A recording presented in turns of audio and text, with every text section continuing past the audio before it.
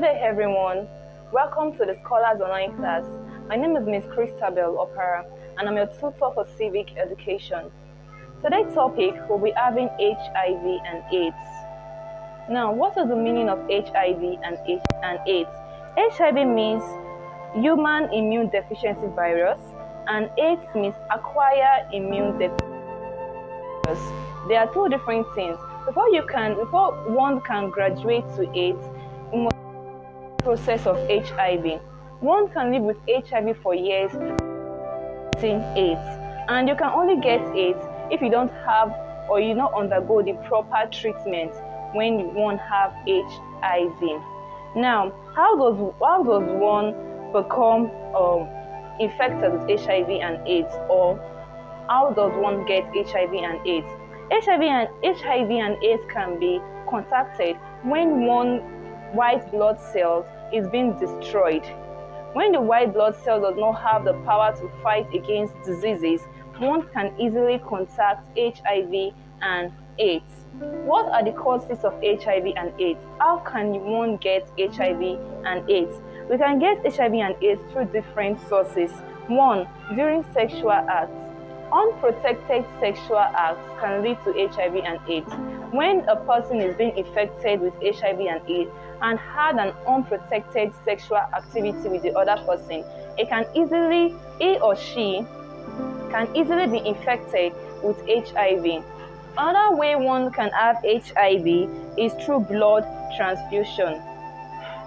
This can happen when one wants to get blood from another person who is a carrier.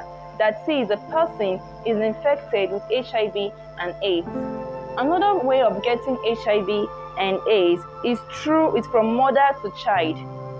A pregnant mother who is infected with HIV can transfer the disease to her child, or a breastfeeding mother who is infected with HIV and AIDS and she's not going through the proper treatment can transfer the disease to her baby.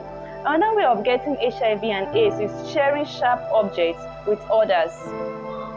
We are not expected to share our personal objects, especially when they are sharp, with others. Objects such as razor blades, pin, knives, so on and so forth. Because HIV and AIDS can actually be transferred through fluid, and this fluid can be blood or water. And when your sharp object pierces one with HIV and AIDS and you use it on yourself, you can actually be infected with HIV and AIDS. Now, what are the symptoms of HIV and AIDS? How will we know that, okay, this person has HIV and AIDS? One of the symptoms of HIV and AIDS is fever. When someone is always being feverish, have this high body temperature, and is always cold, we can say that person have HIV and AIDS. Is a red signal for you to go get tested in the hospital. Another symptom of HIV and AIDS is tuberculosis. That is, coughing regularly without stopping. It's a dry cough that one have regularly without stopping. Another symptom is memory loss. You'll find out that someone who is always constant of things that are happening suddenly starts having memory loss all of a sudden. Another symptom of HIV and AIDS is chronic diarrhea. The person will always be stooling, running down to the toilet all the time. Another symptom again is aching muscles and joints. The person will always be complaining that his or her joints are always aching them. They feel pains all the time from his or her joints. Another symptom again is chronic cough. And don't forget, this cough is always dry, and the person usually have chest pain while coughing. Another symptom again is sweating at night, middle of the night, when the person is sleeping. If the person sweats constantly, like the sweat will be much, it's usually not normal, like our normal sweats. That is for the symptoms of HIV and AIDS. Now we will move down to the effects of HIV and AIDS. What will happen when one is infected with HIV and AIDS? One of the worst things that can happen to the person is death.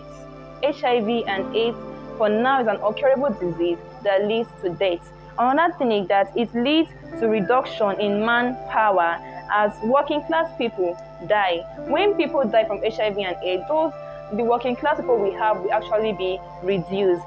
Another effect again is that HIV and AIDS victims suffer psychologically. They tend to suffer psychologically because they are not mentally stable. HIV and AIDS leads to increase in poverty, as victims that tend to have money for normal lifestyles tend to spend money more on drug and treatment. It leads to poverty. HIV and AIDS leads to broken homes and marriages, and it leads to so many destruction of one's life. HIV and AIDS make the victim very uncomfortable and ill. The person will be sick and very uncomfortable. Having known that, we'll move to the prevention of HIV and AIDS. How can you prevent HIV and AIDS? Abstinence from sex. We have to stay away from sex. Another way again is being faithful to our spouses. Then another way again is constant education to people concerning HIV and AIDS. We should always create awareness to people about HIV and AIDS so that they will be able to prevent it. Injection needles should be sterilized before use, or rather new injection needles should be used. And while using other medical equipment, they should be sterilized before used.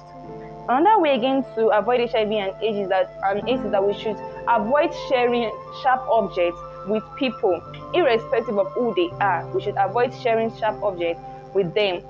And another prevention again is that mothers who are infected with HIV and AIDS should get their proper medical attention so that they cannot transfer the disease to their children.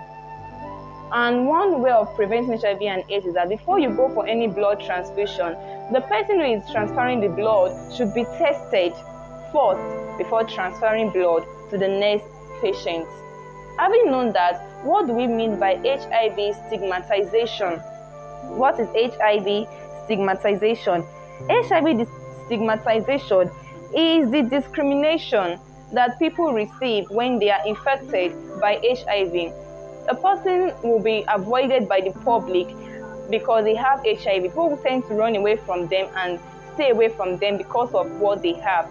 And this stigmatization can actually lead to the person dying on time, or it might discourage the person from going for normal medical treatment. And how can we avoid stigmatization? We should encourage those with HIV and AIDS. They should go for their proper treatment, and we should not run away from them or insult them in one way or the other. Now, having known this, we have some why questions that have been repeated concerning HIV and AIDS. And one of the questions is, mention the major causes of HIV. And as I said earlier, blood transfusion, sharing of sharp objects, HIV from mother to child, and also having unprotected sex. Another question from our WAEC that we have is, list the signs and symptoms of HIV and AIDS. As I said earlier, dry cough, sweating at night, diarrhea, and so on. Then the next question we have for HIV and AIDS is HIV stigmatization. This is a process whereby those with HIV and AIDS are being stigmatized and they are being avoided. They are being discriminated for having HIV. Thank you for today's section. I still remain your tutor, Ms. Christabel Opara. Don't forget to subscribe, like, and follow our channels, The Scholars Online Class. Thank you.